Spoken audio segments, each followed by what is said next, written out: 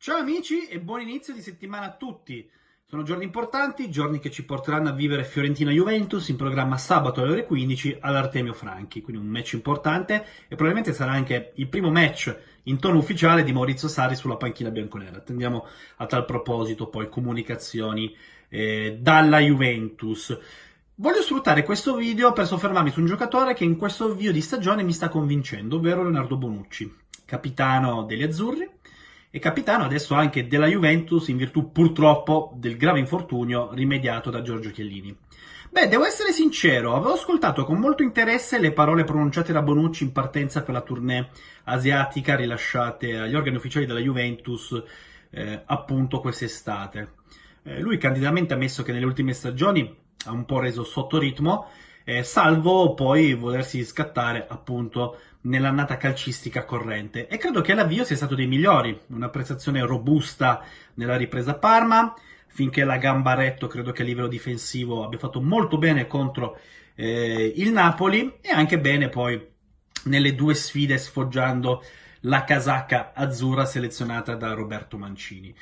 Credo che questo aspetto sia molto importante. Perché faccio un video su Bonucci? Perché ieri, quando lo vedevo giocare a fianco di Romagnoli, mi è tornata in mente la stagione del Milan, che diciamo che a livello globale e individuale è stata piuttosto disastrosa per Bonucci.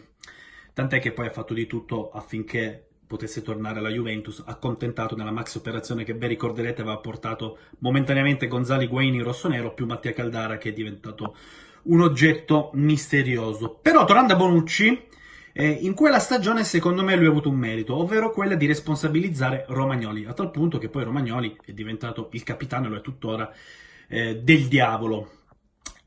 Sono curioso di vedere questo processo con Matthijs de Ligt, perché io credo che giocare a fianco a Bonucci sia un po' particolare, perché Bonucci non è un marcatore puro, un giocatore che difetta nelle marcature appunto a uomo, è un giocatore di grande classe, che caratterizzato da una grandissima esperienza e da una mentalità vincente può portarti però a fare uno step successivo di carriera.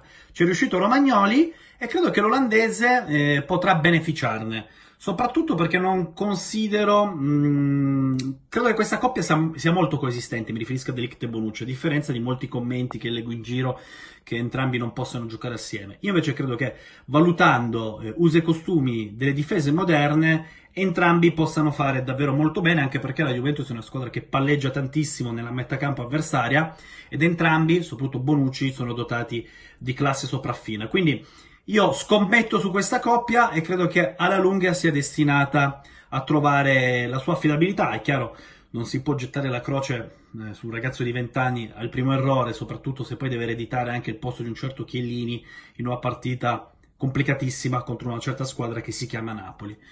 Fatemi sapere nei commenti, ragazzi, cosa ne pensate di questo avvio di Bonucci e soprattutto cosa vi aspettate da lui. Intanto, nelle prossime ore ci vedremo dall'esterno della Continassa, perché inizieremo a respirare area di trasferta, inizieremo a respirare area di conferenza stampa e quindi finalmente, con tutto il rispetto per la nazionale che ha fatto molto bene, aveva fatto un grosso applauso a Roberto Mancini che, aritmetica a parte, credo che abbia ridato una dignità a una squadra che l'aveva persa ampiamente con Gianpiero Ventura.